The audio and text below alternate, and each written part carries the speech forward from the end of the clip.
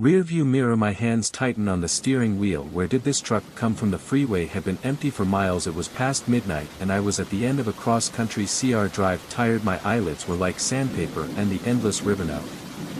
Asphalt ahead faded into a hypnotic streak. I had pushed myself to get home before dawn, but now with this truck barreling towards me I was wide awake. The taxi loomed large in my mirror, impossibly close. I hit the brakes hoping the driver would get the hint and back up. No luck. If anything, it seemed to be getting closer. Come on, pass me, I muttered to myself to change lanes to the right. The truck matched my moves perfectly. On my tail I could practically count the number of rivets on its grille. My heart started to race. This was not normal behavior even for most impatient drivers. I pressed hard on the accelerator, watching the speedometer increase. 70, 75, 80 miles per hour. The truck keeps up the pace effortlessly, never lagging behind. Cold sweat breaks out on my forehead. I am alone on a deserted highway with a truck seemingly determined to run me off the road.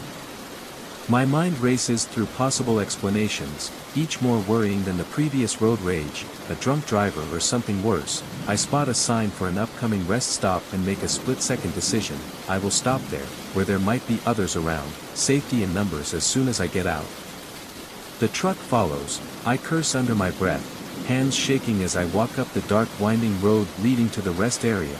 The parking lot comes into view, illuminated by a flickering streetlight. The parking lot is empty. I stop in a spot near the restroom. The building brakes the engine. The truck's headlights illuminate my rearview mirror, blinding me. Eyes, I squeeze them shut, heart pounding in my ears. That was it. Whatever was going to happen was going to happen now. Seconds passed, then silence. The light behind me slowly faded. I opened my eyes and turned around. The parking lot was empty. No truck, no headlights, nothing but darkness and the faint whirring of the streetlights above. I sat there frozen for what seemed like hours, my mind struggling to process what had just happened. If only I had imagined it. I was so exhausted that I was hallucinating a threatening truck.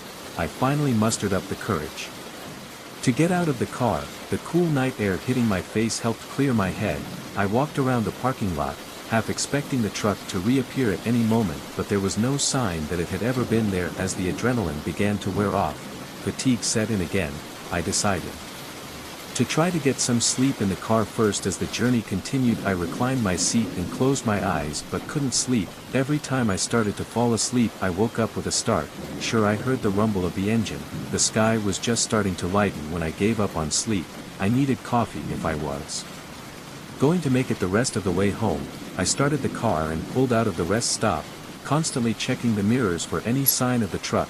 The freeway was still eerily empty. As I merged, it made me nervous, and every vehicle I saw in the distance made my heart rate spike, but none of them were the truck that had chased me. For about an hour later I spotted a 24-hour diner just off the freeway. The parking lot was only half full, a welcome sight after the emptiness of the night. I stopped, desperate for caffeine and people.